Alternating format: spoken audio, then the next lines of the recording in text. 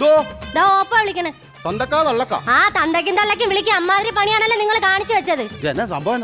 സംഭവം എന്നാന്നാ, ഓണഫണ്ടിന്ന് എന്റെ ആങ്ങൾ ഒരു 50,000 രൂപ എടുത്ത് തന്നാ. ആ നിങ്ങൾ തിരിച്ചടച്ചാ? അതിന്റെ കാശില്ലായിരുന്നു. കാശ് കാണൂല. നിങ്ങൾ എത്ര തവണ ഫോണിൽ വിളിച്ച് എന്നിട്ട് നിങ്ങൾ ഫോൺ എടുത്താ? എടി എന്ന് പറഞ്ഞ ഇവിടെ റേഞ്ച് വേണ്ടേ? പൈസ കൊടുക്കാനുള്ളവര് വിളിക്കുമ്പോ ഫോൺ റേഞ്ച് കാണൂല. എന്റെ ഫോണിൽ വിളിക്കണോ? സംസാരിക്കും. എന്റെ സുജയ, നീ ഒന്ന് അഡ്ജസ്റ്റ് ചെയ്ത് പറഞ്ഞു വിട്. എനിക്കൊന്ന് അഡ്ജസ്റ്റ് ചെയ്യാൻ നിങ്ങളെ കൊണ്ട് സംസാരിക്കും.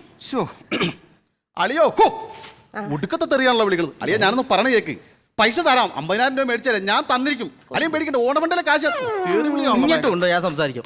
എടാ മനീഷ് വരുമല്ല, 10 മിനിറ്റ് വെയിറ്റ് ചെയ്താൽ. ഹലോ സുഹൃത്തെ, എനിക്കും കുറച്ച് കാശ് കിട്ടാനുണ്ട്. നിങ്ങളൊരു കാര്യം ചെയ്യും, മനീഷ് എന്ന് പറഞ്ഞ ഒരു കോടീശൻ ഇങ്ങോട്ട് വരുന്നുണ്ട് 10 മിനിറ്റിനുള്ളിൽ. അപ്പൊ നിങ്ങൾ വരാന്നുണ്ടെങ്കിൽ ഞാൻ ഇടപെട്ട് ആ പൈസ ഞാൻ മേടിച്ചു തരാം.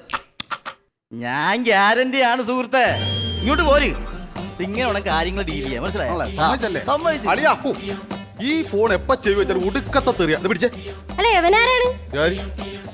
നിന്റെ അമ്പലത്തട 10 രായപ്പൻ. ഇവന്തിനാണ് ഇവിടെ വന്നിരിക്കണത്? ഇവനാ നമ്മുടെ സുനീഷിനെ കാണാൻ വേണ്ടി വന്നിരിക്കുക. സുനീഷ അല്ല, ഞാൻ ആദ്യം കാശ് തരാണ്ട് ആര് വരുന്നു? മനീഷെ കാണാൻ വേണ്ടി നിൽക്കണം. എന്റെ ആങ്ങളെ ഇപ്പൊ വരും, കാശ് മര്യാദയ്ക്ക് കൊടുത്തോളാം. കാശ് ഞാൻ കൊടുത്തോളാന്ന്. കൊടുക്കണേ. മനീഷ് വരുമല്ല. എടാ നീ ഇവിടെ ഇരിക്കും, 10 മിനിറ്റ് കഴിയുമ്പോൾ മനീഷ് വരും. നിന്റെ കാശും ഞാൻ തന്നിരിക്കും. അതെനിക്ക് ഉറപ്പാണ്. മനീഷ് വന്നു കഴിഞ്ഞാൽ എന്റെ കാശ് കിട്ടുമെന്ന് എനിക്ക് ഉറപ്പുണ്ട്.